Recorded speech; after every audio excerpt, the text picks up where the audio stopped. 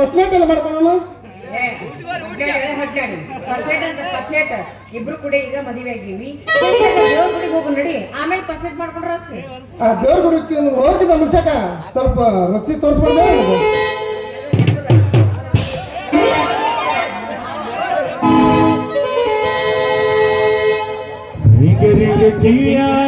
ಚುಮುಕಿ ಎಲ್ಲರ ಸಂದಿಯ ಹುಡುಗಿ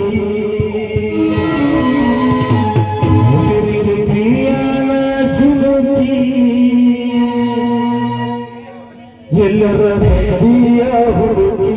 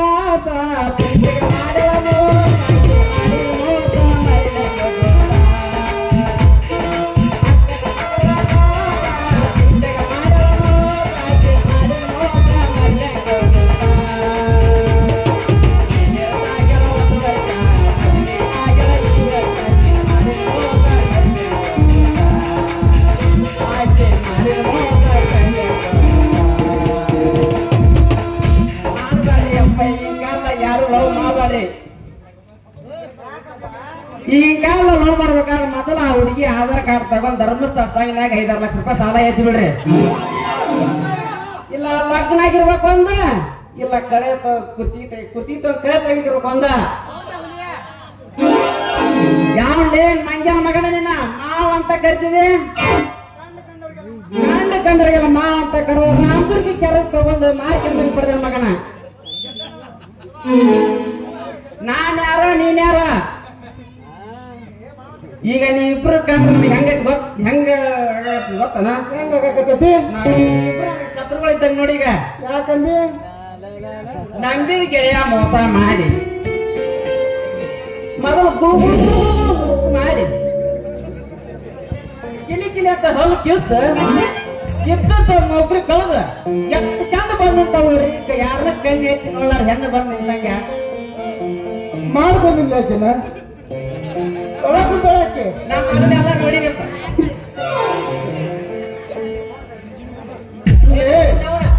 ಯಾಕ ನಾ ಏನ್ ನಿನ್ನ ಮದ್ವೆ ಹಾಕಿನ ಅಂತ ಹೇಳಿ ಮಾಡ್ಕೊಂಡು ಓಡೋಗಿನ. ನಾ ಏನ್ರ ಮದ್ವೆ ಹಾಕಿನ ಅಂತ ನಿನಗೆ ಹೇಳಿದ್ದೆ ಅಷ್ಟ.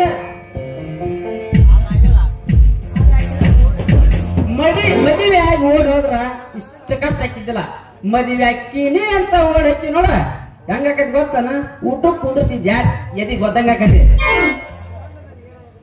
ಈಗ ನಿಮ್ಮನ್ ಕಂಡ್ರ ನಮ್ಗೆ ಏನಾಗತ್ ಗೊತ್ತನ? ಇವಂದು ಮುಂದೂರ್ ಕತ್ತರಿಸ್ಬಿಡಂಗ ಇರತ್ತ, ನಿಂದ ಹಿಂದೊಂದು ಚರ ಹೋದಂಗ ಆಗತ್ತ.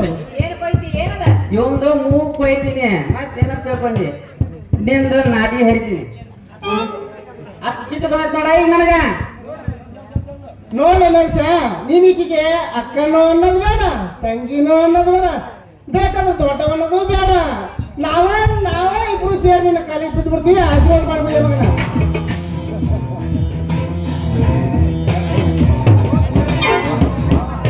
ಹೋಗ್ತಿಲ್ಲ ಹುಡುಗ ಹೋಗ್ ಬರ್ಲಾರ ದಾರಿಗೆ ಹೊಂಟಿನಿ ಸ್ವಲ್ಪ ತಡ್ಕೋ ತಿರುಗಿ ಬರೋ ದಾರಿಗೆ ಹೊಂಟಿನಿ ತಡಿ ಎಲ್ಲಿಗೆ ಹೊಂಟಿ ಮತ್ತೀಗ ಐತಲ್ಲಪ್ಪ ನಮ್ಮಂತವ್ರಿಗೆ ನಾಟಕ ಕಂಪ್ನಿನ ನಮಗಿನ್ನ ಯಾಕಂದ್ರ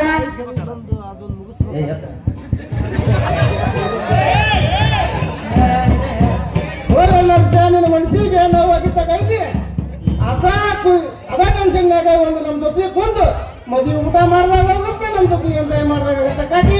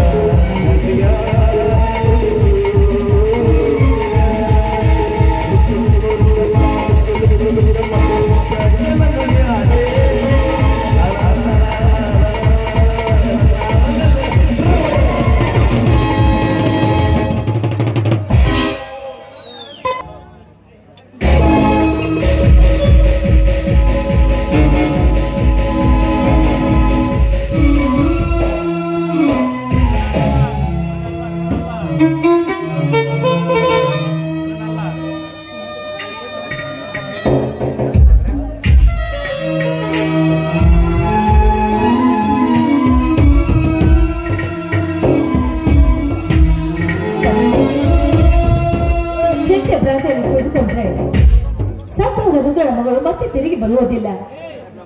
ಇಂಥ ವಿಷಮಯ ಜೀವನ ನಮ್ಮ ಜೀವನದಲ್ಲಿ ನಡಿಬಾರ್ದಾಗಿತ್ತು, ಅದು ನಟ ಹೋಯ್ತು. ನೋಡಿ, ಮಗನಿಗೆ ಒಂದು ಮದುವೆ ಮಾಡೋಣ, ಅವನನ್ನು ನಮ್ಮಿಂದ ಎಲ್ಲರೂ ದೂರ ಕಳಿಸಿ ಬಿಡೋಣ. ಅದ್ರ ಬಗ್ಗೆ ನೀವು ಚಿಂತೆ ಮಾಡ್ತಾ ಕುಳಿತುಕೊಂಡ್ರೆ ನಿಮ್ಮ ಆರೋಗ್ಯದ ಗತಿ ಏನು? ನಿಮ್ಮನ್ನ ನಂಬಿರೋ ನನ್ನ ಗತಿ ಏನ್ರಿ? ನೋಡಿ, 3 ದಿನದಿಂದ ಒಂದು ತುತ್ತು ಊಟ ಕೂಡ ಮಾಡಿಲ್ಲ. ಕೊನೆಗೆ ಈ ಹಾಲನ್ನಾದ್ರೂ ಕುಡಿಯಿರಿ.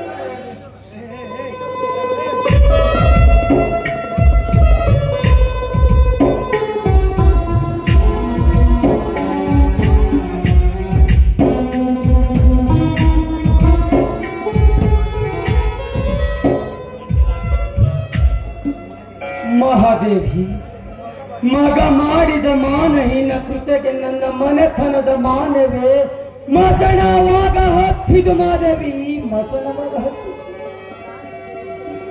ಪ್ರಾಣಕ್ಕಿಂತಲೂ ಹೆಚ್ಚಾಗಿ ಪ್ರೀತಿ ಮಾಡಿದ ಮಗಳ ಪ್ರಾಣವನ್ನೇ ಕಳೆದುಕೊಂಡು ನನ್ನ ಮನೆತನದ ಮಾನ ಉಳಿಸಿದ ಆ ಪುಣ್ಯವಂತನ ಋಣವನ್ನು ನಾವು ಯಾವತ್ತೂ ಮರಿಬಾರದು. ಮಾದೇವಿ, ಮಗನೆಂಬ ಮಮಕಾರದ ಕಿಚ್ಚಿನಲ್ಲಿ ಹುಚ್ಚುತನದಿಂದ ತಪ್ಪು ಮಾಡಿದ ನನ್ನ ಮಗನಿಗೆ ಶಿಕ್ಷೆಯನ್ನು ಕೊಡದೆ ಹೋದರೆ ಆ ದೇವರಾದರೂ ಮೆಚ್ಚುತ್ತಾನೇನು ಮಾದೇವಿ? ಅದಕ್ಕಾಗಿ ನ್ಯಾಯದ ನಡುಗಂಬದಂತಿರುವ ಈ ಮನೆಯಲ್ಲಿ ನ್ಯಾಯವಂತನಾಗಿ ಒಂದು ನಿರ್ಧಾರವನ್ನು ತೆಗೆದುಕೊಂಡಿದ್ದೀನಿ ಮಹಾದೇವಿ. ನನ್ನ ಮನದಲ್ಲಿ ಮಗ ಮನ ತಪ್ಪಿಗಾಗಿ ಅದಾವ ನಿರ್ಧಾರ ತೆಗೆದುಕೊಂಡಿದ್ದೀರಾ ನಿಮ್ಮ ಮನಸ್ಸಿನಲ್ಲಿ? ಒಳ್ಳೆ ನಿರ್ಧಾರವನ್ನು ತೆಗೆದುಕೊಂಡಿದ್ದೀನಿ ಮಹಾದೇವಿ.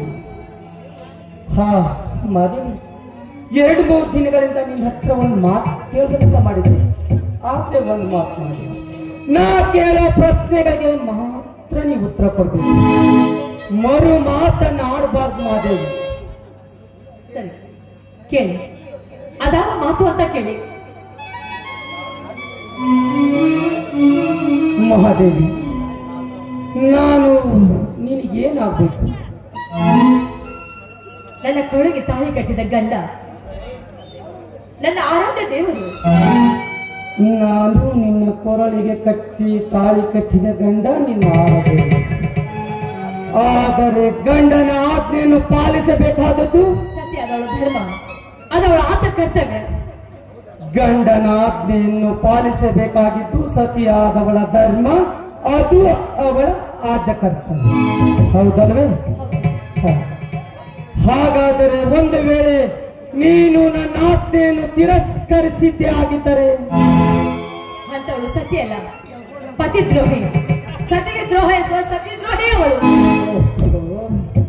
ನನ್ನ ಮಾತಿಗೆ ಪಾಲಿಸದಿದ್ರೆ ಪತಿಗೆ ದ್ರೋಹ ಎಸಗುವ ಸತಿ. ಹೌದಲ್ವೇ? ಹಾಗಾದ್ರೆ ನಾನಿನ್ನೊಂದು ಮಾತು ಕೇಳ್ತೀನಿ, ನಡೆಸ್ಕೊಡ್ತೀಯ ಮಾದೇವಿ? ನೋಡಿ, ಮಧುರ ರಾಮ ಮಾತು ಅಂತ ನಿಮ್ಮ ಮನಸ್ಸಲ್ಲಿರುವುದನ್ನು ಬಹಿರಂಗಪಡಿಸಿ ಮಾತಿನ ಮರ್ಮವನ್ನು ಅರಿಯದೆ ವಚನ ಕೊಟ್ಟು ವಚನ ಭ್ರಷ್ಟನಾಗುವುದಕ್ಕಿಂತ ಮಾತಿನ ಮರ್ಮವನ್ನು ತಿಳಿದುಕೊಳ್ಳುವ ಒಳ್ಳೆಯದಲ್ವೇ ಸ್ವಾಮಿ? ಇದೇನು ಮಾದೇವಿ, ಈಗ ತಾನೇ ಸತಿಯ ಆಜ್ಞೆಯನ್ನು ಪಾಲಿಸಬೇಕಾಗಿತ್ತು, ಪತಿಯ ಆಜ್ಞೆಯನ್ನು ಪಾಲಿಸಬೇಕಾದದ್ದು ಸತಿಯಾದವಳ ಧರ್ಮ ಎಂದು ನಿನ್ನ ನಾಲಿಗೆಯಿಂದ ನೀನೇ ನುಡಿದಿರುವೆ ಅಂದಾಗ ನನ್ನ ಮಾತಿನ ಅಂತರಂಗವನ್ನು ಅರಿತುಕೊಳ್ಳುವ ಅವಶ್ಯಕತೆ ನಿನಗಿಲ್ಲ ಮಹಾದೇವಿ. ನನ್ನ ಮಾತು ನಡೆಸಿಕೊಡ್ತೀಯೋ ಇಲ್ಲ ಅಷ್ಟೇ. ಆಯ್ತು, ನನ್ನ ಹೆತ್ತ ತಂದೆ ತಾಯಿ ಹಾನಿ ಮಾಡಿ ಹೇಳ್ತಾ ಇದ್ದೀನಿ. ನೀವು ಕೆಟ್ಟರು ಈ ಮಾತುಗಳ ಮೇಲೆ ಹಾನಿ ಮಾಡಿ ಹೇಳ್ತಾ ಇದ್ದೀನಿ. ನೀವು ಹೇಳ್ತಾ ಇರೋ ಮಾತನ್ನು ನಾನು ನಡೆಸ್ಕೊಡ್ತೀನಿ ಅಂತ. ಹಾಗಂತ ನನಗೆ ಮಾತು ಕೊಡು ಮಹಾದೇವಿ. ಹೇಳಿ, ಅದಾಕ ಮಾತು ಅಂತ ಹೇಳಿ. ಮಹಾದೇವಿ, ಸತಿ ಧರ್ಮದ ಭಕ್ತಿಯಲ್ಲಿ ಪತಿ ಕುಡಿಯಲೆಂದು ನೀನು ನನಗೆ ಹಾಲು ತಂದಿರುವೆಯಲ್ಲ, ಆದರೆ ಇವತ್ತು ಆ ಹಾಲಿನ ಅವಶ್ಯಕತೆ ನನಗಿಲ್ಲ ಮಹಾದೇವಿ. ನೀ ತಂದ ಹಾಲು ನಿನ್ನ ಕೈಯಾರೆ ದಿನನಿತ್ಯ 10 ಗಂಟೆಗೆ ನಿನ್ನ ಮಗ ಮಹಾಂತೇಶ ಕುಡಿತಾನಲ್ವಾ, ಅವನಿಗೆ ಕುಡಿಸಬೇಕು.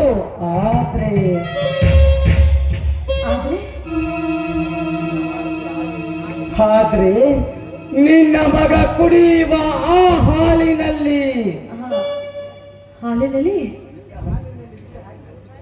ನಿನ್ನ ಮಗ ಕುಡಿಯುವ ಆ ಹಾಲಿನಲ್ಲಿ ಕಾರ್ಕೋಟಕ ವಿಷವನ್ನು ಹಾಕಿ ಕೊಂದು ಬಿಡು ಮಹಾದೇವಿ ನಿನ್ನ ಕಟಕ ಮಗನನ್ನು.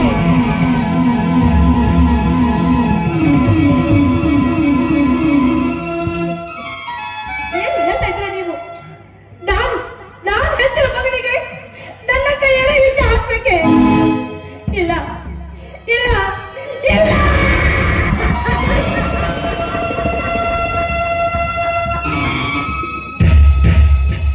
9 ತಿಂಗಳ ಹೆತ್ತು ಹೊತ್ತು ಬೆಳೆಸಿ ಅಮೃತ ಉಸಿರಿ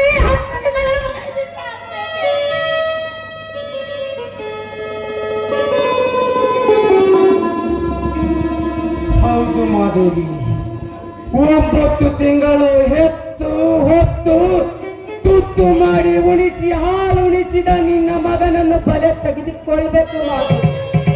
ಬಲೆ ತೆಗೆದುಕೊಳ್ಳುವಾಗ ಹೆತ್ತವರ ಕೊರಗು ಏನಂತ ನನಗೂ ಚೆನ್ನಾಗಿ ಅರ್ಥ ಆಗ್ತದೆ. ಏನು ಮಾಡುವುದು? ಆ ವಿಧಿ ವಿಲಾಸದಲ್ಲಿ ಹೆತ್ತ ಮಗನನ್ನು ಹೆತ್ತವರು ಬಲಿ ತೆಗೆದುಕೊಳ್ಳಬೇಕೆಂಬ ವಿಧಿ ಬರಹ ಬ್ರಹ್ಮ ಬರೆದಾಗ ಯಾರಿಂದಲೂ ಸಾಧ್ಯವಿಲ್ಲ ಮಹಾದೇವಿ, ಯಾರಿಂದಲೂ ಸಾಧ್ಯವಿಲ್ಲ. ಯಾಕಂದರೆ ಮಗನ ಪ್ರಾಣಕ್ಕಿಂತ ಮನೆತನದ ಮಾನ ಪ್ರಾಮುಖ್ಯತೆ ಮಹಾದೇವಿ. ಮಗನೆಂಬ ಮಮಕಾರವನ್ನು ಈ ನಿನ್ನ ಮನದಿಂದ ಸುಟ್ಟು ಹಾಕಿಬಿಡು ಮಹಾದೇವಿ. ಮಗನ ಪ್ರಾಣಕ್ಕಿಂತಲೂ ಈ ನನ್ನ ಮನೆತನದ ಮಾನವನ್ನು ಉಳಿಸು. ಏಕೆಂದರೆ ಹೆತ್ತ ಮಕ್ಕಳ ಪ್ರಾಣಕ್ಕಿಂತ ಈ ಮನೆತನದ ಮಾನವೇ ಮುಖ್ಯ ಮಹಾದೇವಿ. ಇದು ನಿಜವಾದ ಮಾನವಂತರ ಮನೆತನ ಮಹಾದೇವಿ. ಈ ಮನೆಯ ಮಾನಕ್ಕಾಗಿ ನಿನ್ನ ಮಗನ ಪ್ರಾಣ ಹೋಗಲೇಬೇಕು ಮಹಾದೇವಿ,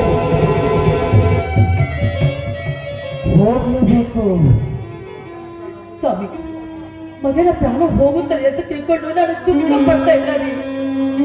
ಆದರೆ ಮಗನಿಗೆ ವಿಷ ಹಾಕ್ಬೇಕಾದ್ರೆ ಹೆತ್ತ ಕರುಳಿಗೆ ಎಷ್ಟು ಸಂಕಟವಾಗುತ್ತೆ ಅಂತ ನಿಮಗೆ ಹೇಗೆ ಗೊತ್ತಾಗಬೇಕು?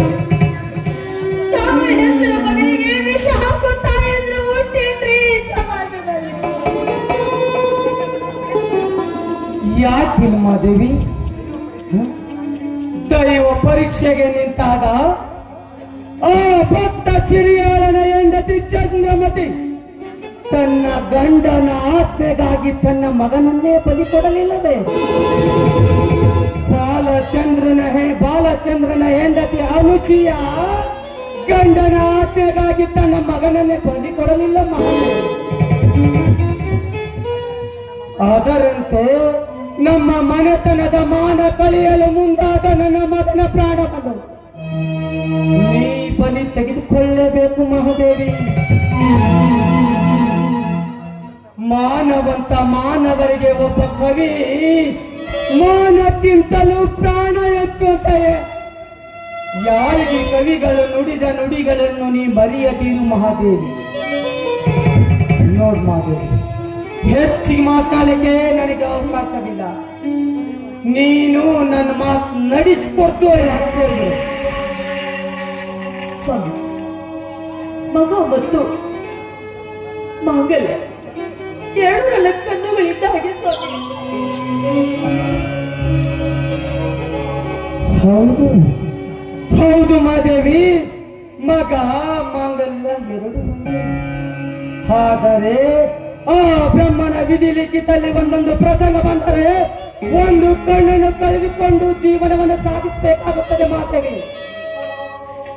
ಈಗ ನನಗೆ ಮಾತು ನಡೆಸಿಕೊಡ್ತೀಯೋ ಇಲ್ಲ ಅಷ್ಟೇ ಹೇಳ್ತು ಸ್ವಾಮಿ. ಇದ್ರಲ್ಲಿ ಯಾವ್ದು ಬೇಕು ಅಂತ ಕೇಳಿದ್ರೆ ಯಾವುದನ್ನು ಸ್ವೀಕರಿಸಲಿ, ಯಾವುದನ್ನು ತಿರಸ್ಕರಿಸಲಿ.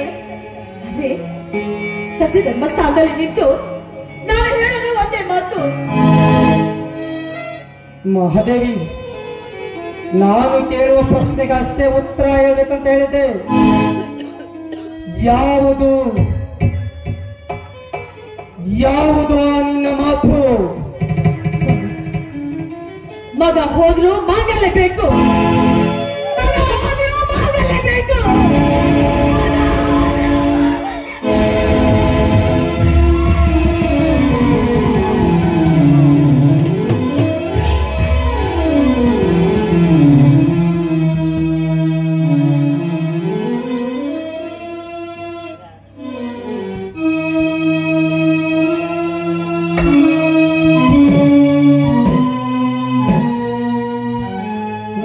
ಮಹಾದೇವಿ,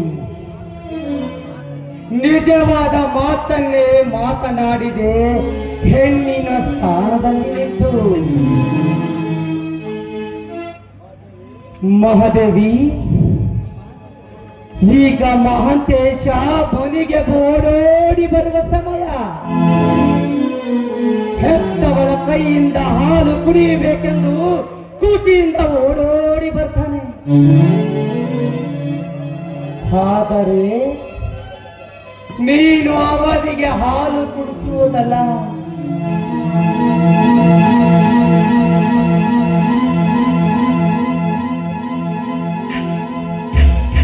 ತೆಗೆದುಕೋ ಈ ಕಾಸ್ಕೋಟಕ ವಿಷವನ್ನು ಅವನು ಕುಡಿಯುವ ಹಾಲಿನಲ್ಲಿ ಬೆರೆಸಿ ಕೊಂದು ಬಿಡು ನಿನ್ನ ಮಗನನ್ನ.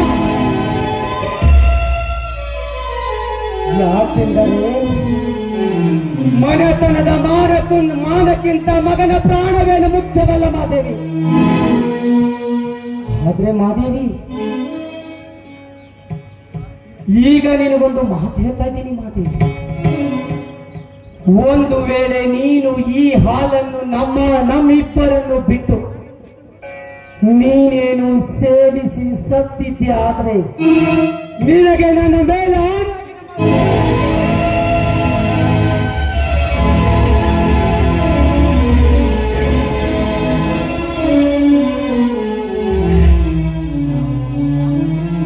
ಯಾವುದು ಕಳೆದುಕೊಳ್ಳಬೇಕೋ ಯಾವುದು ಉಳಿಸಿಕೊಳ್ಳಬೇಕೋ ಎನ್ನುವ ನಿರ್ಧಾರವನ್ನು ನಿನಗೆ ಬಿಟ್ಟಿದ್ದೀನಿ ಮಾದೇವಿ. ಹಾ ಮಾಧವಿ, ನಾನು ಮರಳಿ ಮನೆಗೆ ಬರುವಷ್ಟರೊಳಗಾಗಿ ಆ ನಿನ್ನ ಕಟುಕ ಮಗ ಮನೆಯಲ್ಲಿ ಇರಬಾರದು. ಅವನು ಇರಬೇಕು. ತೆಗೆದುಕೋ.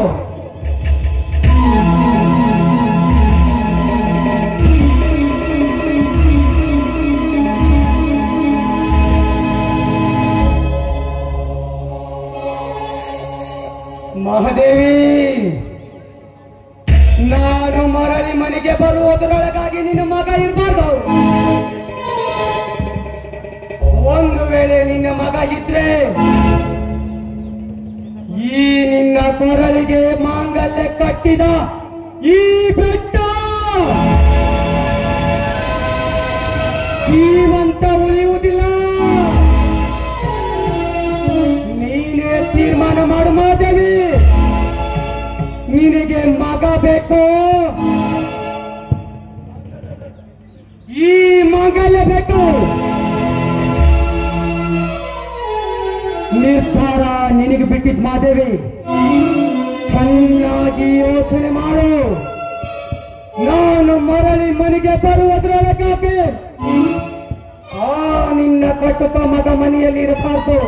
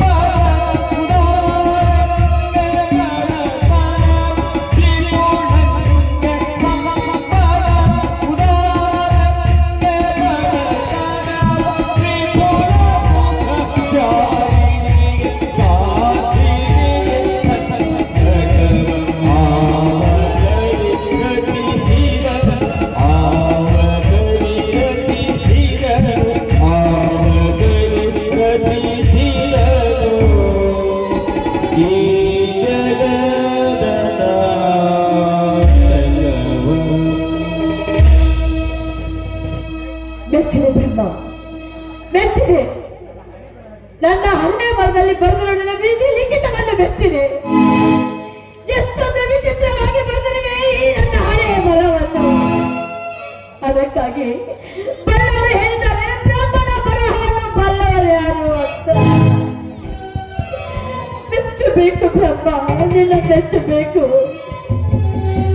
ಹಸಿ ಮೋಸದ ಮುದ್ದೆಯನ್ನು ಮಾಡಿ ಮಗನನ್ನು ನನ್ನ ಉಡಿಯಲ್ಲಿ ಹಾಕಿದೆ. ಅದಕ್ಕೆ ರಣ ಹಸುಗಳ ನೆರಳು ಸೊಪ್ಪಿನಂತೆ ನನ್ನನ್ನು ಕಾಯಲು ಹಚ್ಚಿದೆ. ಆದ್ರೆ ಇವತ್ತು ಅದೇ ಹಸಿ ಮೋಸದ ಮುದ್ದೆಯನ್ನು ತಿನ್ನಲು ನನ್ನನ್ನು ಹಸಿದ ಹುಲಿಯನ್ನಾಗಿ ನಿಲ್ಲಿಸಿದೆ. ಬ್ರಹ್ಮ, ನನಗೂ ಚೆನ್ನಾಗಿ ಗೊತ್ತು ಮೋಸದ ಮುದ್ದೆಯನ್ನು ತಿನ್ನಲಿ ಅದು ತುಂಬಾ ವಿಷ ಅಂತ.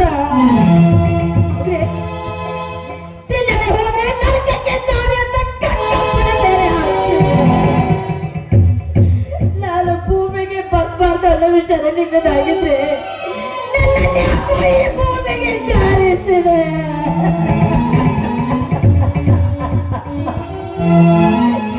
ಈ ಪುಣ್ಯ ಬರದ ಭೂಮಿಯಲ್ಲಿ ಈ ಪಾಪದ ಕಿರೀಟವನ್ನು ಕಟ್ಕೋಬೇಕು.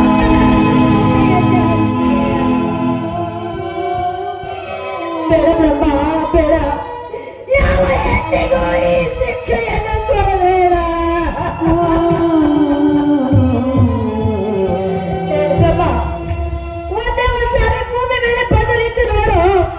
ಹೊರಗ ಮಗಳಿಗೆ ವಿಷ ಹಾಕ್ಬೇಕಾದ್ರೆ ಎಂತ ಕೈಗೆ ಎಷ್ಟು ಸತ್ಯವಾಗುತ್ತೆ ಅಂತ ನಿನ್ನ ಕಕ್ಕೂರಿಗೆ ಅದೇನೋ ಗೊತ್ತಾಗ್ಬೇಕು.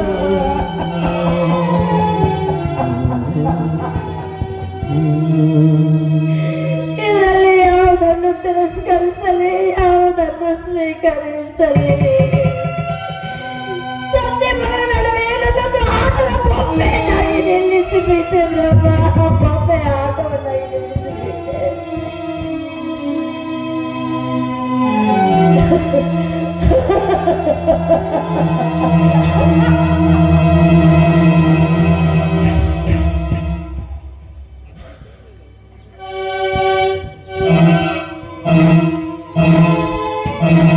ಕಲ್ಲಾಗು ಮನಸ್ಸೆ, ಕಲ್ಲಾಗು. ಕಟ್ಟಿಕೊಂಡವನು ಬದುಕಬೇಕು, ಕಟ್ಟಿಕೊಂಡವನ ಮಾತಿಗೆ ಮಾನ್ಯತೆ ಕೊಡಬೇಕು. ಅದಕ್ಕಾಗಿ ಕಟ್ಟಿಕೊಂಡವನು ಮಾತು ಕೊಟ್ಟಿದ್ದೇನೆ, ಆ ಮಾತನ್ನು ನಾನು ಪಾಲಿಸಬೇಕು. ಮಗ ಹೋದ್ರು ಮಾಗಲೇಬೇಕು, ಮಗ ಹೋದ್ರು ಮಾಗಲೇಬೇಕು, ಮಗ ಹೋದ್ರು ಮಾಗಲೇಬೇಕು.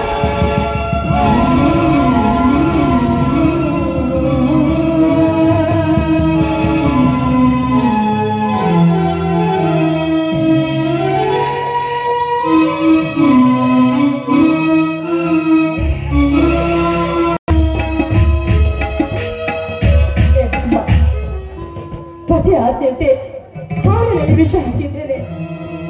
ಪ್ರತಿನಿತ್ಯ ನಾನಿನ ಗುಡಿಗೆ ಬಂದು ನಿನ್ನನ್ನು ಪೂಜಿಸಿದ್ದು ನಾನಿನ ಭಕ್ತ ಆಗಿದ್ದೆ ಸತ್ಯವಾಗಿದ್ರೆ ಈ ವಿಷದ ಹಾಲು ಅಮೃತವಾಗಬೇಕು.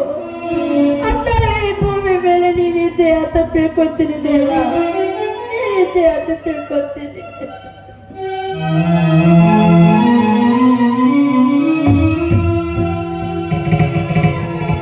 ಅಮ್ಮ, ಏನಮ್ಮ ಮಗ ಮನೆ ಬರೋದು ಅಷ್ಟೇ ಲೇಟ್.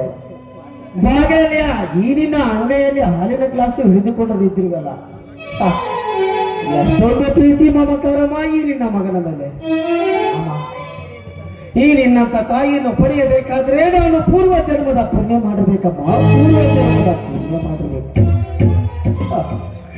ಎಷ್ಟೋ ತಾಯಿಯಂದರನ್ನು ನೋಡಿದ್ದೇನೆ, ಆದರೆ ಈರಿನಂತ ತಾಯಿಯ ಹೆತ್ತ ಕರುಳು ನಾನು ಎಲ್ಲಿ ನೋಡಿರಲಿಲ್ಲಮ್ಮ. ಹೌದು ಮಂತೇಶ, ನನ್ನಂತ ಪ್ರೀತಿಯಿಂದ ಜೋಪಾನ ಮಾಡೋ ತಾಯಿನ ಈ ಪ್ರಪಂಚದಲ್ಲಿ ನೀನು ಎಲ್ಲರೂ ಕಾಣಲಿಕ್ಕೆ ಸಾಧ್ಯವಿಲ್ಲಪ್ಪ. ನನ್ನ ಹೊಟ್ಟೆಯಲ್ಲಿ ಹುಟ್ಟಿದ್ದು ನಿನ್ನ ಪುಣ್ಯನೋ ಅಥವಾ ನಿನ್ನನ್ನು ಹೆತ್ತಿದ್ದು ನನ್ನ ಪುಣ್ಯನೋ ಆ ಭಗವಂತನಿಗೆ ಗೊತ್ತು. ಹೋಗಿದ್ದಪ್ಪ, ಮೊದಲು ಹಾಲು ಕುಡಿ. ಅಮ್ಮ, ಯಾಕಮ್ಮ ನಿನ್ನ ಕಣ್ಣಲ್ಲಿ ಕಣ್ಣೀರು? ಯಾಕಪ್ಪ, ನಿನಗೆ ಹಾಲು ಕುಡಿಸೋ ಸಂತೋಷಕ್ಕೆ ಕಣ್ಣಲ್ಲಿ ನೀರು ಬಂತು ಅಷ್ಟೇ. ಅಮ್ಮ, ಆ ಸಂತೋಷದ ಸಮಯಕ್ಕಾಗಿ ಯಾವತ್ತೂ ಕಣ್ಣೀರು ಹಾಕಬಾರದಮ್ಮ. ಮಾತು ಮಾತಾಡ್ತಾ ನಿಲ್ಬಾರ್ದು, ಮೊದಲು ಹಾಲು ಕುಡಿ. ಅಮ್ಮ, ಇವತ್ತು ನನ್ನ ಹುಟ್ಟಿದ ಹಬ್ಬದ ದಿವಸ. ಬಹುಶಃ ನೀವು ಯಾವಾಗಾದರೂ ಒಂದು ವಿಷಯದಲ್ಲಿ ನನ್ನ ಹುಟ್ಟು ಹಬ್ಬವನ್ನು ಆಚರಿಸೋದನ್ನು ಮರೆತಿದ್ದರಿಂದ ನಾನು ಆದರೆ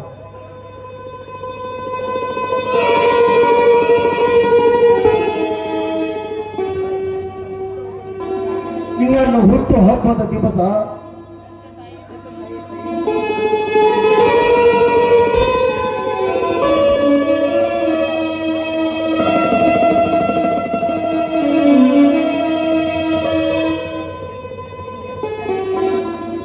ನನ್ನ ಹುಟ್ಟು ಹಬ್ಬದ ದಿವಸ ಹೆತ್ತ ತಾಯಿಯ ಕೈಯಿಂದ ಹಾಲು ಕುಡಿಯಬೇಕಾದರೆ ನಾನು ಪೂರ್ವ ಜನ್ಮದ ಪುಣ್ಯ ಮಾಡಿದ್ದೇನೆ.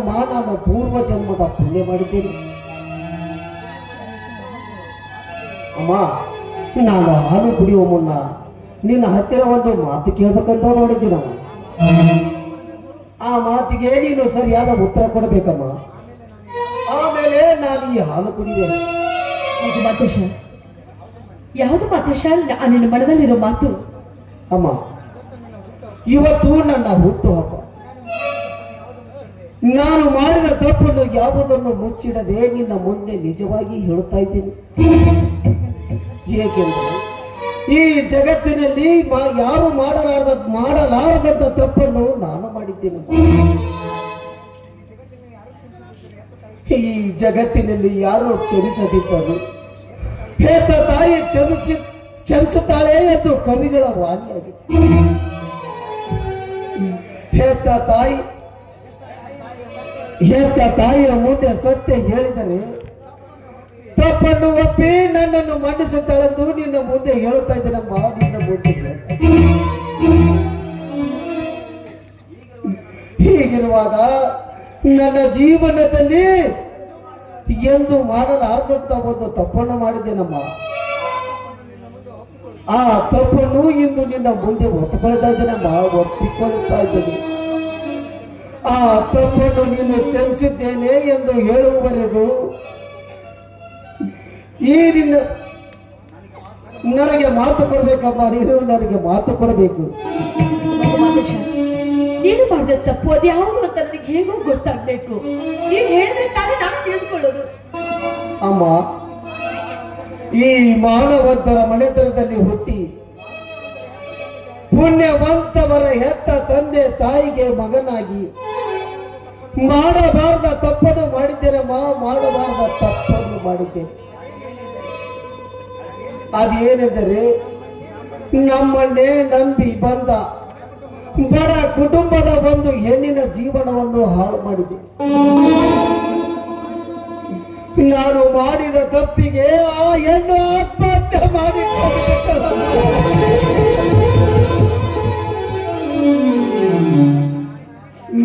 ಆ ಸಾವಿಗೆ ನಾನೇ ಕಾರಣನೆಂದು ಇದುವರೆಗೂ ಯಾರಿಗೂ ಗೊತ್ತಿಲ್ಲಪ್ಪ. ಅದಕ್ಕಾಗಿ ನಿನ್ನ ಮುಂದೆ ಇವತ್ತು ನಿಜವಾಗಿ ಹೇಳ್ತಾ ಇದ್ದೇನಮ್ಮ, ಹೇಳ್ತಾ ಇದ್ದೀನಿ. ಅದಕ್ಕಾಗಿ ನನ್ನನ್ನು ಕ್ಷಮಿಸಿ ಬಿಡಮ್ಮ, ನನ್ನನ್ನು ಕ್ಷಮಿಸಿ ಬಿಡು.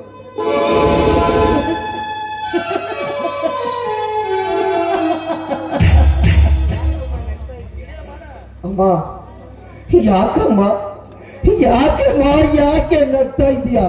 ಮಾತೇಶ, ಬೆಕ್ಕು ಕಣ್ ಮುಚ್ಕೊಂಡು ಹಾಡ್ಕೊಂಡ್ರೆ ಜಗತ್ತೇ ನೋಡಿಲ್ಲ ಅಂತ ತಿಳಿದಿತ್ತಂತೆ ಕಣ್ಣು. ಅಂದ್ರೆ ಈ ವಿಷಯ ನಿನಗೆಲ್ಲ ತಿಳಿದೋಗಿದ್ಯಾ? ಇಲ್ಲಪ್ಪ, ನೀನ್ ಹೇಳ್ದೆ ಇಲ್ಲ, ನೀನ್ ಹೇಳ್ಮೇಲೆ ಗೊತ್ತಾಗಿದ್ದು. ಹೌದಮ್ಮ,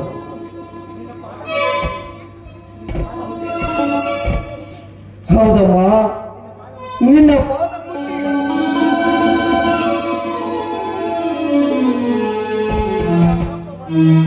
ಇಂತಹ ತಪ್ಪನ್ನು ಮುಂದೆಂದೂ ಮಾಡಲಾರನಮ್ಮ. ನನಗೆ ಹೆಂಡತಿ ಆಗಿ ಬರುವವಳು ಒಬ್ಬಳನ್ನು ಬಿಟ್ಟರೆ ಈ ಜಗತ್ತಿನಲ್ಲಿ ಎಲ್ಲರನ್ನು ಅಕ್ಕ ತಂಗಿಯರೆಂದು ತಿಳಿದುಕೊಳ್ಳುತ್ತೇನೆ.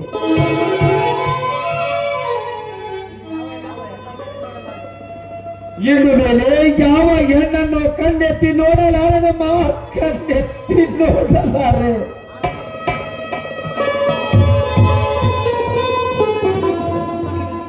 ಆದರೆ ಇದು ಒಂದು ತಪ್ಪನ್ನು ನೀನು ಕ್ಷಮಿಸಬೇಕಮ್ಮ, ನೀನು ಕ್ಷಮಿಸಲೇಬೇಕು. ಇವತ್ತಿನಿಂದ ಮಗನೇ ಈ ನಿನ್ನ ತಪ್ಪನ್ನು ಕ್ಷಮಿಸಿದ್ದೇನೆ. ಇವತ್ತಿನಿಂದ ನೀನು ನನ್ನ ಮಗನಾಗಿ ಇರು ಎಂದು ಈ ನಿನ್ನ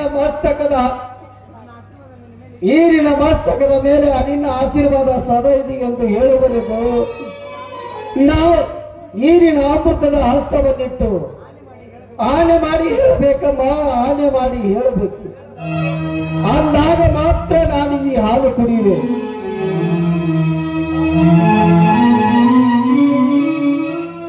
ಮಗುಮಾತೇಶ,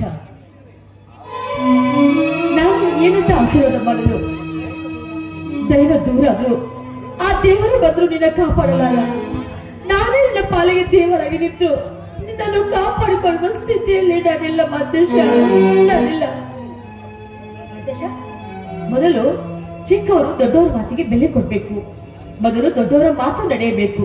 ಮೊದಲು ಹಾಲು ಕುಡಿ, ನಂತರ ನಾನು ನಿನಗೆ ಆಶೀರ್ವಾದ ಮಾಡ್ತೀನಿ. ಆಯ್ತು, ಈ ಮಾತು ಸತ್ಯವೇನಮ್ಮ? ಹೂನಪ್ಪ.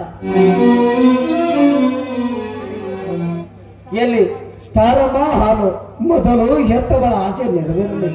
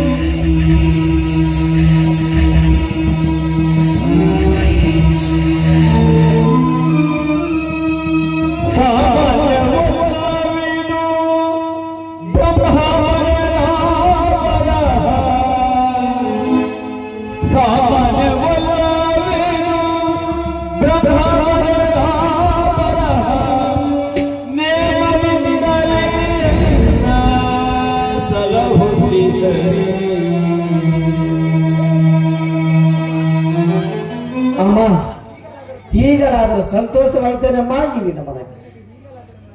ಈಗಲಾದರೂ ನನಗೆ ಆಶೀರ್ವಾದ ಮಾಡಮ್ಮ. ಮಾತೇಶ, ಈಗ ಆಶೀರ್ವಾದ ಮಾಡುವಷ್ಟು ಯೋಗ್ಯತೆ ನಾನು ಉಳಿಸಿಕೊಂಡಿಲ್ಲ ಕಲೋ. ನಿನ್ನ ಪಾಲಿಗೆ ತಾಯಿಯಾಗಿ ನಿಂತಿಲ್ಲ, ನಿನ್ನ ಪಾಲಿಗೆ ಮಗಳಾಗಿ ನಿಂತಿದ್ದೇನೆ. ಏನು ಹೇಳ್ತಾ ಇದೆಯಾ ಬಾಬು ಇದು?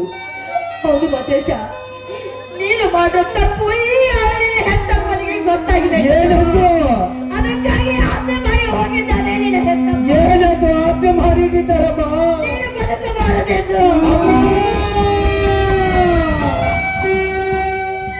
ಮಗು ಮಾತೇಶ, ನೀನು ಕುಡಿದ ಹಾಲು ಅಮೃತದ ಹಾಲಲ್ಲ ಕಣೋ. ಅದೇ ಅದೇ ಹೆತ್ತವಳ ಹಾಲು ವಿಷವಾಯ್ತು ಕಣೋ. ಹೇಳಿ ಹೇಳ್ತಾ ಇದೆಯಾ ಬಾಬು? ಮಾತೇಶ, ನನ್ನನ್ನು ಕ್ಷಮಿಸು.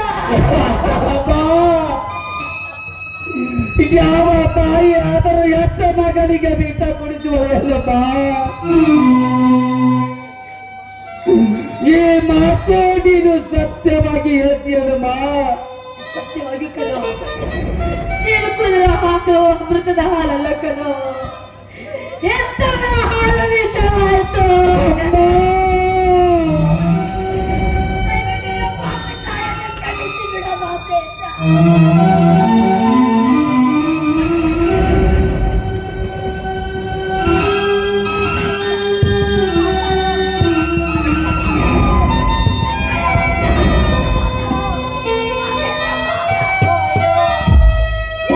ಮಗನ ಕಾಪಾಡಿ.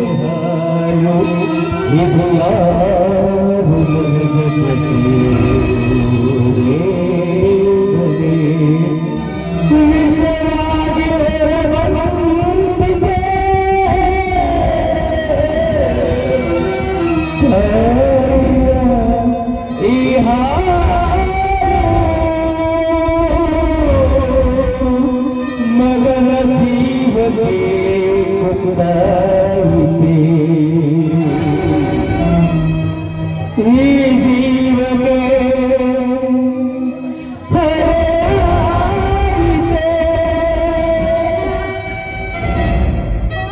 ಅಮ್ಮ ಹೆತ್ತ ತಾಯಿ ಕೈಯಿಂದ ಬೀಸ ಕುಡಿದು ಸಾಯಬೇಕು.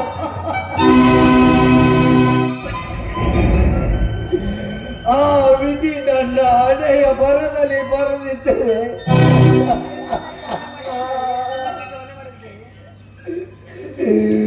ಈ ನನ್ನ ದುರ್ದೈವಕ್ಕೆ ನಿನ್ನನ್ನೇಕೆ ಮನೆ ಮಾಡಲಿದ್ದಾಗಿ?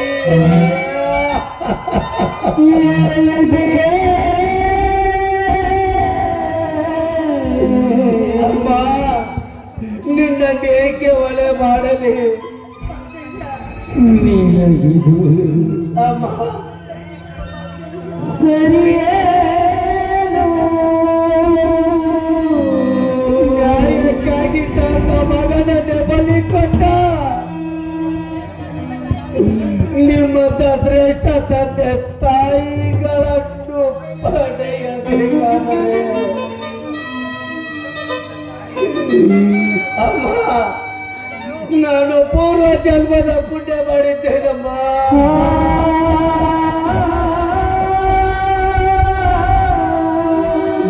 ನಾನು ಪೂರ್ವ ಜನ್ಮದ ಪುಣ್ಯ ಮಾಡಿದ್ದೇನೆ.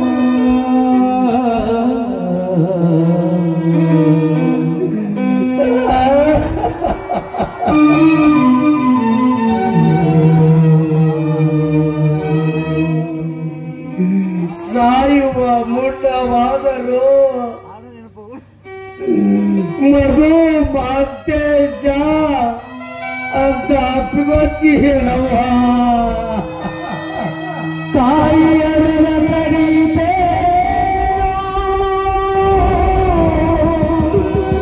ಈ ಭೂಮಿಯ ಅಮ್ಮ ಆಯ್ತಮ್ಮ, ನನ್ನ ಆಯುಷ್ಯ ಇಲ್ಲಿಗೆ ಮುಗೀತಮ್ಮ.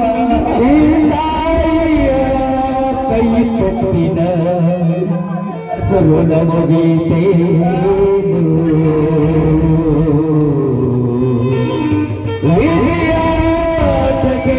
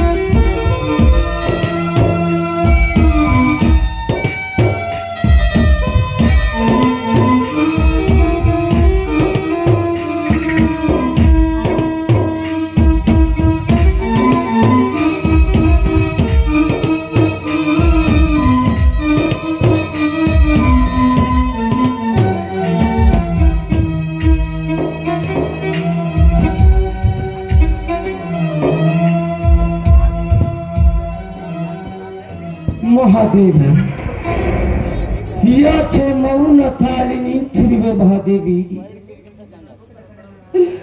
ನಿನ್ನ ದುಃಖದ ಕಡಲು ನನಗೂ ಅರ್ಥವಾಗ್ತಿದೆ, ನನಗೂ ಅರ್ಥವಾಗ್ತಿದೆ ಮಹಾದೇವಿ.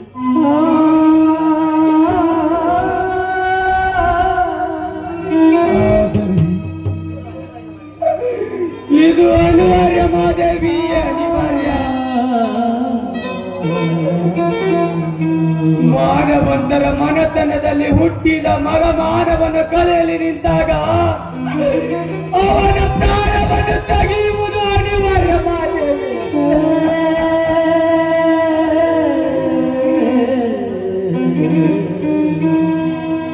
ಮಹಾದೇವಿ, ಇಂದು ನನ್ನ ಮಗ ಸತ್ತಿಲ್ಲ ಮಹಾದೇವಿ.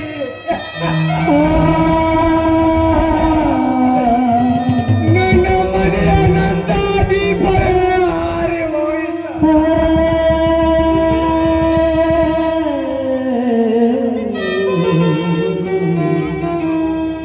ಮಹಾದೇವಿ, ಯಾಕೆ ನನ್ನ ನಾನೆಷ್ಟು ಮಾತನಾಡಿದ್ರು ನೀ ಮೌನವಾಗಿ ನಿಂತಿಯಲ್ಲ ಮಾದೇವಿ. ಮಾತನಾಡು ಮಾದೇವಿ, ನನ್ನ ಜೊತೆ ಮಾತನಾಡು ಮಾದೇವಿ.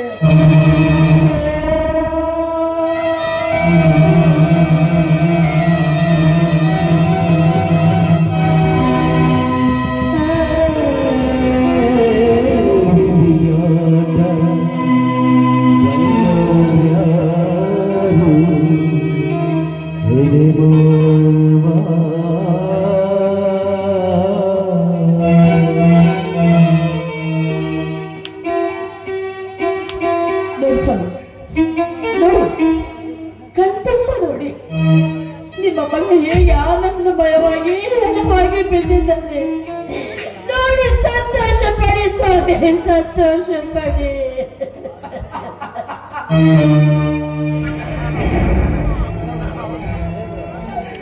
ಮಹಾದೇವಿ,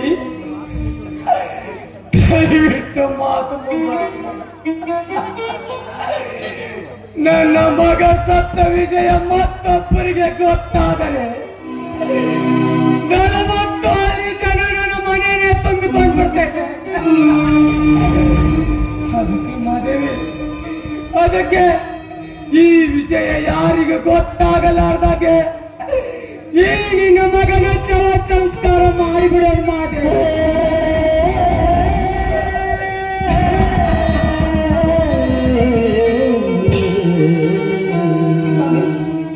ನಿಂತ್ಕೊಳ್ಳಿ.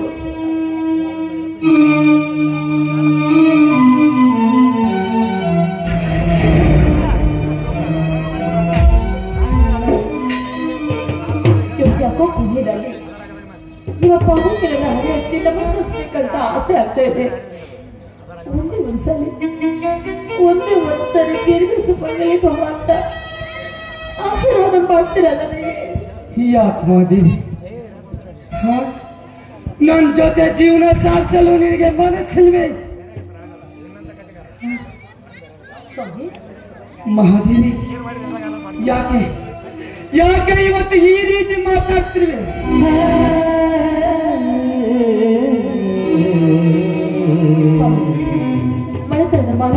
ನಿನ್ನ ಮಗನಿಗೆ ಕೊಟ್ಟ ಶಿಕ್ಷೆ ತಪ್ಪಾಗಿದ್ದರೆ ಮಾದೇವಿ ಈಗಲೇ ನೀನು ನನಗೆ ಹತ್ಯೆಯನ್ನು ಮಾಡಿಬಿಡು.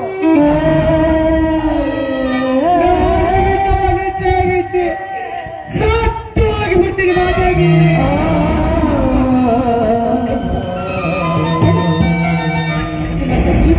ಗುಣವಂತ ಗಂಡ ಸಿಕ್ಕಿದ್ದು ನನ್ನ 7 ಜನ್ಮದ ಭಾಗ್ಯ ಅಂತ ತಿಳ್ಕೊಳ್ಳೋದು. ನಾನು ಮನೆತನದ ಮಾನಕ್ಕಾಗಿ ನೀವು ಪ್ರಾಣವನ್ನು ತ್ಯಾಗ ಮಾಡುವಂತ ದಯಾಳುಗಳು ನೀವು.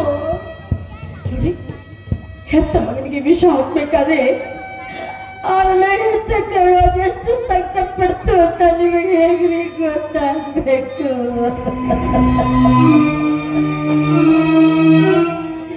ನಿಜವಾಗ್ಲೂ ನಾನು ತುಂಬಾ ಪಾಪಿರಿ. ಗಂಡ ದೇವರಿಗೆಲ್ಲ ಹರಕೆ ಹೊತ್ತು 9 ತಿಂಗಳ ಜೋಪಾನ ಮಾಡಿ ಮಗನಿಗೆ ವಿಷ ಹಾಕ್ಬೇಕಾದ್ರೆ ನಾನೆಂತ ಕರ್ಮ ಮಾಡಿದ್ದೇನೆ ಅಂತ ನನಗೆ ಗೊತ್ತಾಗ್ತಾ ಇದೆ.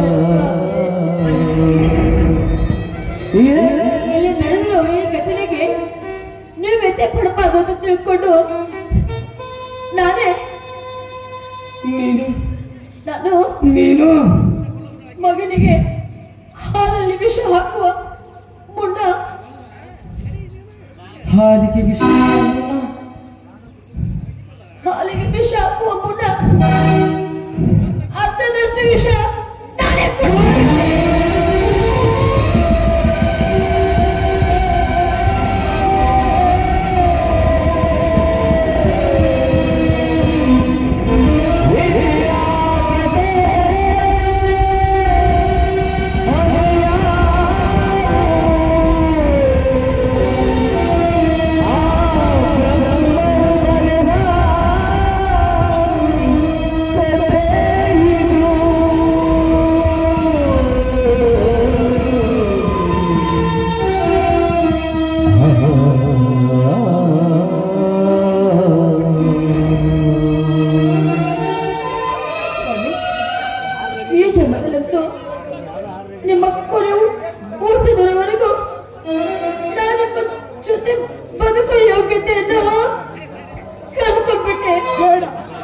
ಬೇಡ ಮಾದೇವಿ. ಮುಂದಿನ ಜನ್ಮ ಅಂತಿದ್ರೆ ಮತ್ತೆ ನಿಮ್ಮ ಹೆಂಡತಿಯಾಗಿ ಹುಟ್ಟಿ ನಿಮ್ಗೆ ಸಾಕನ್ನೋಷ್ಟು ಮಕ್ಕಳನ್ನ ಹೆತ್ತು ಕೊಡ್ತೀನಿ ಸೊಪ್ಪೆ ಹೆತ್ತು ಕೊಡ್ತೀನಿ. ದಯವಿಟ್ಟು ನನ್ನನ್ನು ಕ್ಷಮಿಸಿ. ಅದಕ್ಕೆ ಬಲ್ಲವರು ಒಂದ್ ಮಾತು ಹೇಳಿದ್ದಾರೆ, ಬದುಕು ಜಟಕ ಬಂಡಿ ಬಿಸಿ ಅದರ ಸಾಯವ ಕರಗತ್ತವಯ್ಯ ಮಂಕುತಿಮ್ಮ ಅಂತ.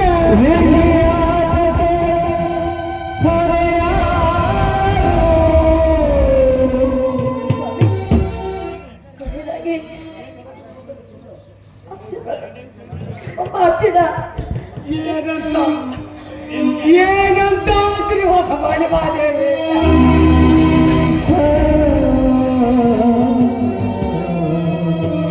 ಹೆಂಗಸು ಮಕ್ಕಳಿ ಭಗವಂತ ಆಶೀರ್ವಾದ ಮಾಡಿ.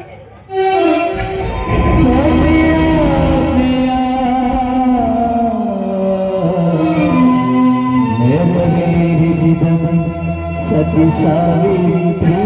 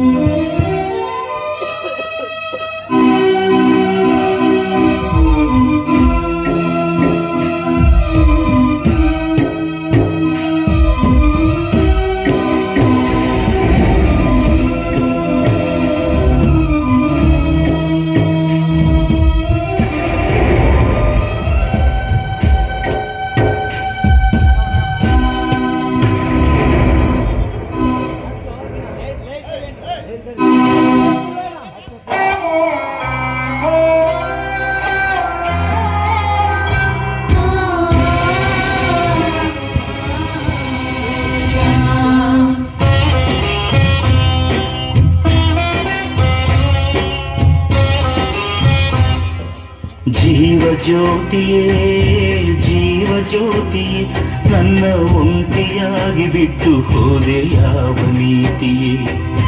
ಜೀವ ಜ್ಯೋತಿಯೇ ಜೀವ ಜ್ಯೋತಿಯೇ ನನ್ನ ಒಂಟಿಯಾಗಿ ಬಿಟ್ಟು ಹೋದೆ ಯಾವ ನೀತಿಯೇ. ಒಂಟಿಯಾಗಿ ಬಿಟ್ಟು ಹೋದೆ ಯಾವ ನೀತಿಯೇ.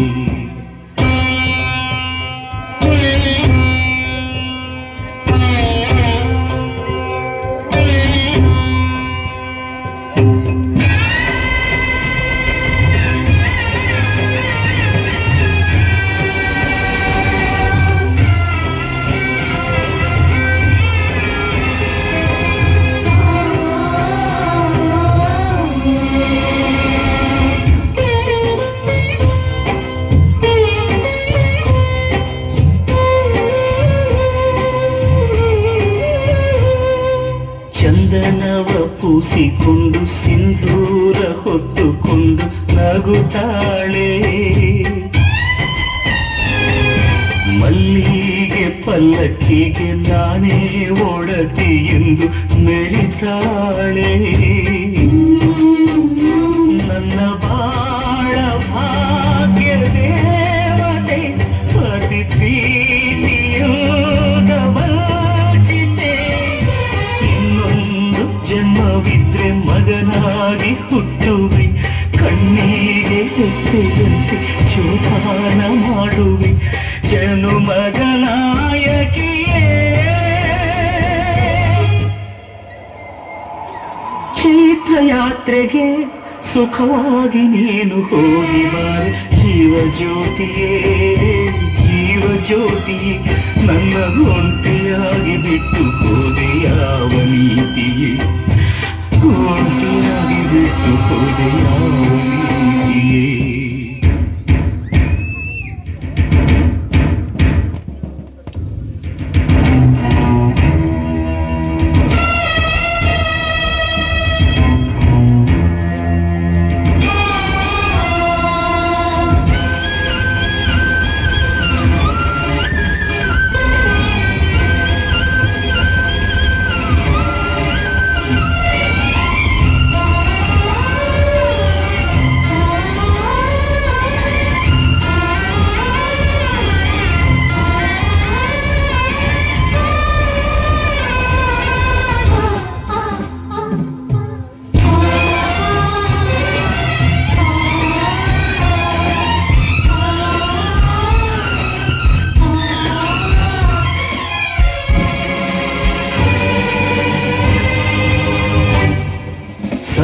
ಮಂಟಪದಿ ಸುತ್ತುವಾಗ ಹೆತ್ತವರು ಅಕ್ಷತೆಯ ಚೆಲ್ಲುವರು. ಮುತ್ತೈದೆಯಾಗಿರೆಂದು ಮಗಳಿಗೆ ಮಾತ್ರ ಅಲ್ಲಿ ಹರಸುವರು. ಮಗನೇನು ಪಾಪ ಮಾಡಿದ, ಅವನ್ಯಾವ ಶಾಪ ಬೇಡಿದ, ಅರ್ಧಾಂಗಿಯನ್ನು ಹೊತ್ತು ಏಕಾಂಗಿಯಾಗಿ ಅತ್ತು, ಇವನಾಸೆ ಪ್ರೀತಿ ಸ್ವತ್ತು ಕೊಟ್ಟಾಳು ಶೋಕ ಮುತ್ತು, ಜನುಮದ ನಾಯಕಿಯೇ. ಮುಷ್ಟಿ ಮಣ್ಣಿಗೆ ಋಣಮುಕ್ತಳಾಗಿ ಹಾರಿಹೋದ ಜೀವಜ್ಯೋತಿಯೇ, ಜೀವಜ್ಯೋತಿಯೇ, ನನ್ನ ಒಂಟಿಯಾಗಿ ಬಿಟ್ಟು ಹೋದೆ ಯಾವ ನೀತಿ, ನನ್ನ ಒಂಟಿಯಾಗಿ ಬಿಟ್ಟು ಹೋದೆ ಯಾವ ನೀತಿಯೇ.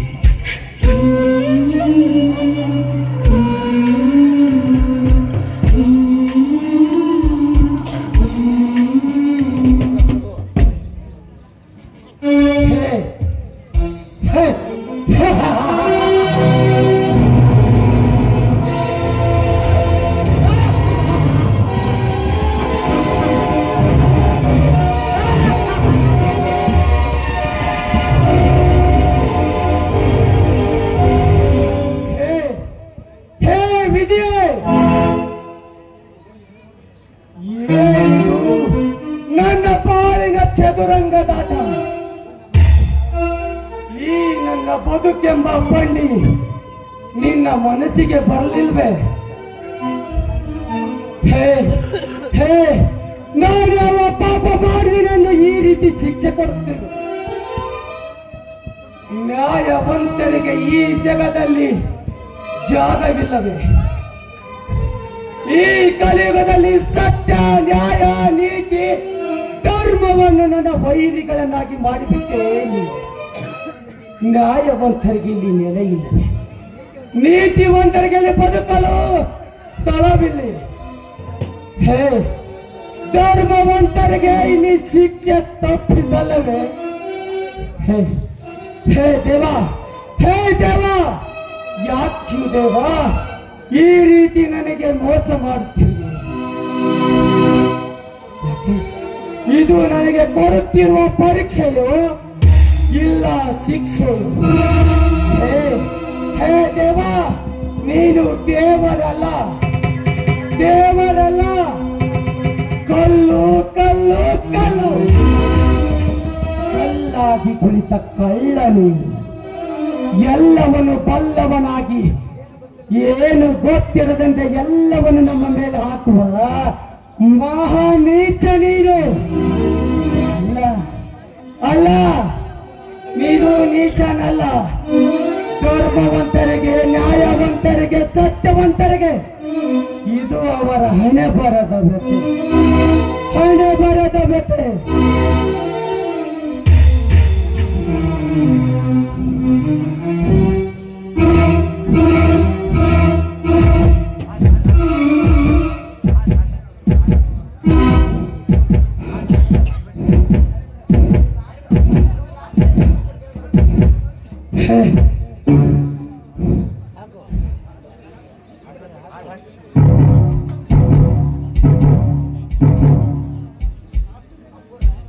ಅಪ್ಪ, ಊರು ಜನರು ಸದ್ಯ ಬರಕತ್ತಾರಿ ಅಪ್ಪ. ನಾನು ಈ ನನ್ನ ಮಗಳು ಹುಟ್ಟಿದಿದ್ರ ಈ ನಿಮ್ಮ ಮಂತ್ಯಾನ ಈ ಪರಿಸ್ಥಿತಿ ಬರ್ತಿದ್ರಲ್ಲ. ನನ್ನ ಮಗಳು ಹುಟ್ಟಿ ನಿಮ್ಮ ಮನೆಯೆಲ್ಲ ಸ್ಪೆಷಲ್ ಆಗೋದ್ರಿ ಅಪ್ಪ, ಸ್ಪೆಷಲ್ ಆಗೋದ್ರಿ. ಎಲ್ಲ ನಿಮ್ಮ ಮನೆ ಸರ್ವನಾಶ ಆಗೋದಕ್ಕೆ ನನ್ನ ಮಗಳೇ ಕಾರಣ ಅಪ್ಪ.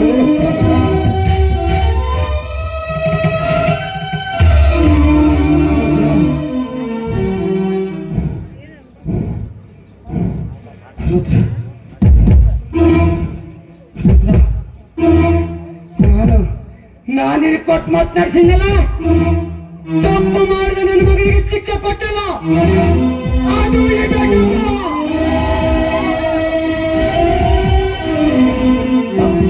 ನೋಡಿದವನು ಮಗನೇ ಆಗಲಿ, ತಂದೆ ಆಗಲಿ, ಈ ಬೆಟ್ಟಪ್ಪನ ಸ್ಥಾನದಾಗ ಇಚ್ಛೆ ತಪ್ಪಿದಲ್ಲ.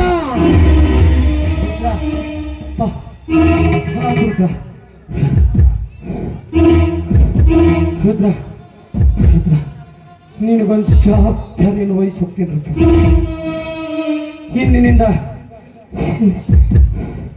ಹಿಂದಿನಿಂದ ಈ ನನ್ನ ಸರ್ವಾಸ್ತಿಯನ್ನೆಲ್ಲ ನಿನ್ನ ಹೆಸರಿಗೆ ಬರೆದಿದ್ದೀನಿ ರುದ್ರ. ಆದ್ರೆ ರುದ್ರ, ನ್ಯಾಯ ಹೇಳುವಾಗ ಸಂಬಂಧಗಳು ಬೇಡ ರುದ್ರ. ಅವನು ಅಣ್ಣನೇ ಆಗ್ಲಿ, ತಮ್ಮನೇ ಆಗ್ಲಿ, ಹೆತ್ತ ತಂದಿನೇ ಆಗ್ಲಿ, ನ್ಯಾಯಪೀಠದಲ್ಲಿ ಕುಳಿತಾಗ ನ್ಯಾಯ ನ್ಯಾಯ ನ್ಯಾಯ ಎಲ್ಲರಿಗೂ ಒಂದೇ ರುದ್ರ. ನನ್ನ ಮನೆತನದ ಜವಾಬ್ದಾರಿ ವಹಿಸಿಕೊಳ್ತೀನಂತ ಮಾತ್ಕೊಡೋ ರುದ್ರ, ಮಾತ್ಕೊಡೋ. ಇನ್ನು ಮುಂದ ಈ ಗಡ್ಡಪ್ಪನ ಮನೆಗೆ ನೀನೇ ಸರ್ವಾಧಿಕಾರಿ. ನಾನು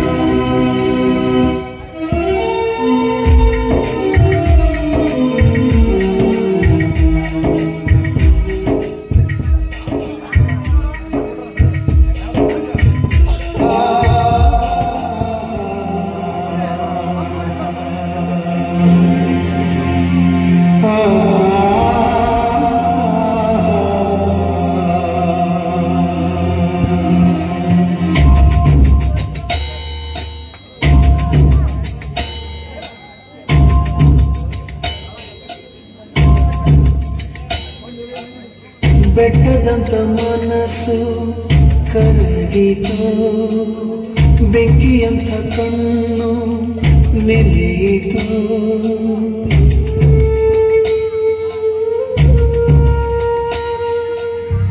ಕಲ್ಲಿನಂತ ದೇಹ ಕುಗ್ಗಿತ, ಕಲ್ಪವೃಕ್ಷ ಒಣಗಿ ಹೋಯಿತು.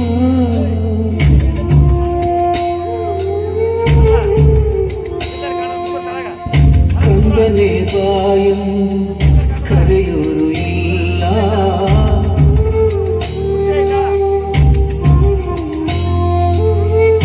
ಕಂದನೆ ಬಾಯೊಂದು ಕರೆಯೋರು ಇಲ್ಲ.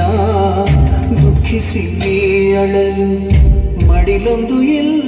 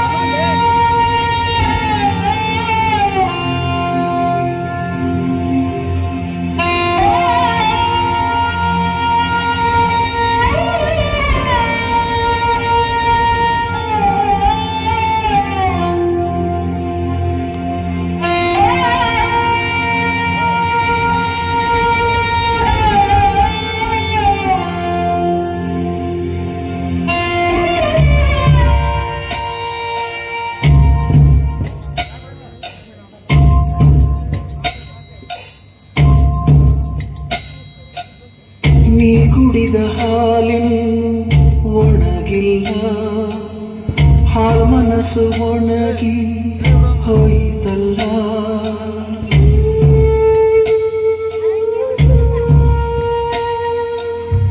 ಅಮ್ಮ ಎಂದು ನೀನು ಕೂಗಲೇ ಇಲ್ಲ, ಕೂಗಲು ತೆಗೆದ ತುಟಿ ಮುಚ್ಚಿಲ್ಲ.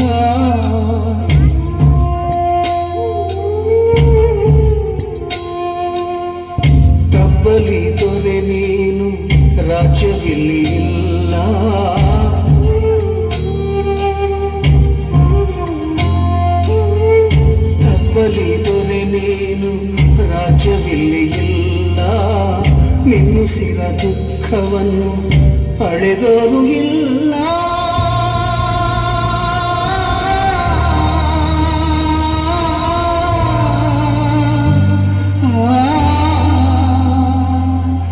ಬೆಟ್ಟಪ್ಪ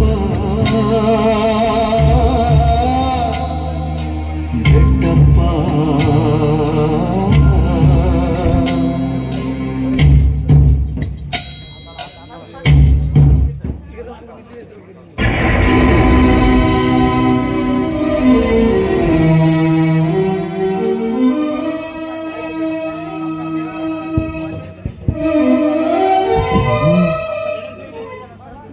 ಮೂರ್ ಜನ ಸದ್ದ ಬರಕತ್ತದ್ರಿ ಅಪ್ಪ. ಅಪ್ಪ ಇದು ಎಂತ ಗಾತಾದ್ರಿ ಅಪ್ಪ, ಎಂತ ಗಾತಾದ್ರಿ